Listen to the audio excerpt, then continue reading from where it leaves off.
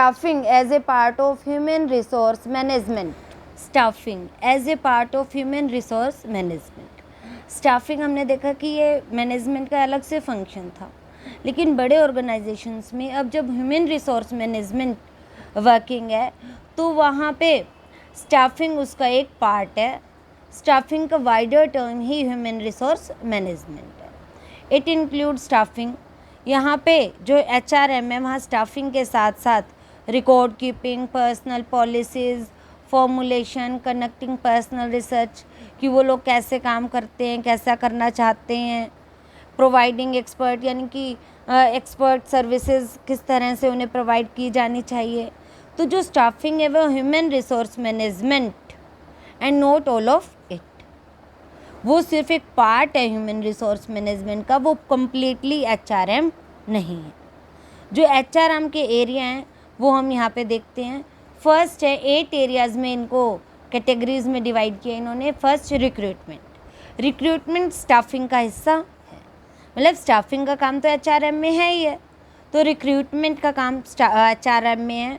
Primary function है ये HRM का to find out the number of employees required by the organisation and make provision for their recruitment, कि हमें कितने लोगों की ज़रूरत है और उन्हें कहाँ से अपॉइंट किया जा सकता है। To discharge this function it indulge himself in activities like recruitment, selection, placement, training, promotion, transfer etcetera. तो HRM में ये सभी काम किए जाते हैं जो स्टाफिंग से related. After that providing expert services, human resource manager renders certain services which require special knowledge, for example job evaluation, performance appraisal and negotiating with trade unions, कि जब हम लोगों को अपॉइंट करते हैं, जो ट्रेड यूनियंस हैं वहाँ पे वो लोग इजीली वहाँ पे जो वर्कर्स हैं या जो एम्प्लॉयमेंट चाहते हैं उनके बारे में हमें सारी नॉलेज एक्सपर्ट्स की सर्विसेज प्रोवाइड हो जाती। Developing compensation and incentive plans, human resource manager conducts research from time to time with the aim of improving upon the policies concerning personal। Personal से रिलेटेड जो कंपनसेशन और incentive plans हैं वो भी विकसित करता है HRM। सिर्फ उनसे काम करा के ऑर्गेनाइजेशन के भलाई के साथ साथ ये एम्प्लॉयज़ की वेलफेयर का भी ध्यान रखते हैं।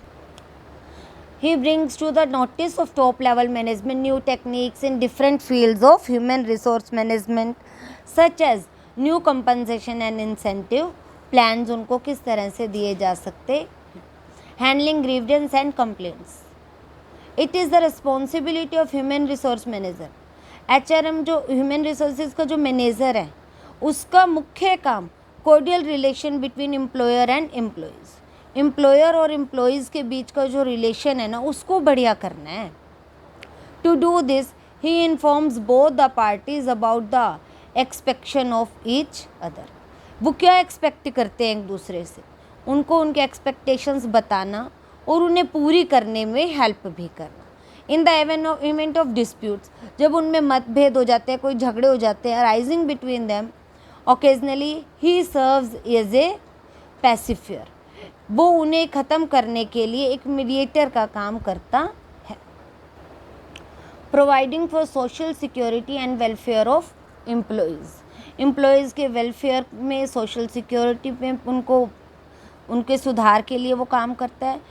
It is the responsibility of human resource management to formulate policies to provide social security and welfare of employees. These policies cover different aspects of employees, for example recruitment policy, selection policy, promotion policy, retirement policy, ये सारी policies वो बनाते हैं जिससे employees भी क्या रहे, satisfy रहे। While formulating these policies, human resource manager keeps in mind the interest of both the organisation and employees more ever.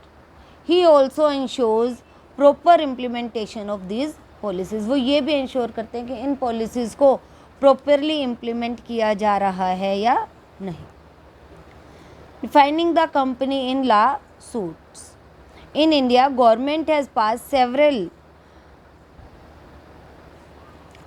legislative measures relating to employees, मतलब कि एम्प्लॉयज़ के लिए वो बहुत सारे लॉ बनाते हैं, such as workman compensation act बने हुए हैं कि अगर किसी एम्प्लॉय को कोई चोट लग जाती है काम के दौरान, कोई भी क्षति होती है तो उसकी कंपनसेशन, क्षतिपूर्ति उसको मिलनी चाहिए। एम्प्लॉयज़ स्टेट इंश्योरेंस एक्ट, ये ईएसआई एक्ट होता है, जिसका मतलब ये है कि जितने भी एम्प्लॉयज़ हमारे यहाँ काम कर रहे हैं हमें उनका इंश्योरेंस कराना ज़रूरी होता है,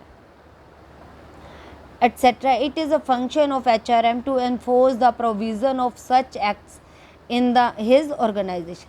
तो जो HRM मैनेजर है, जो ह्यूमन रिसोर्स मैनेजर है, उसकी ये ड्यूटी है कि वो इन सभी लॉज को यहाँ पे फॉर्मुलेट करे।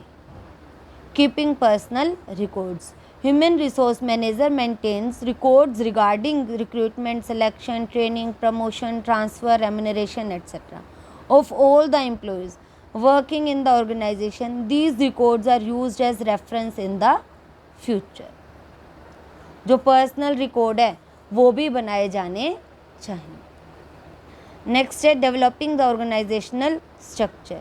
Human resource manager review the organisational structure and offer suggestion to make it more effective. जो ऑर्गेनाइजेशन स्ट्रक्चर है वो बनाने में भी HRM हेल्प करता है। मतलब कि देखो स्टाफिंग तो HRM का पार्ट है ही, लेकिन ऑर्गेनाइजिंग में भी ये हेल्पफुल होता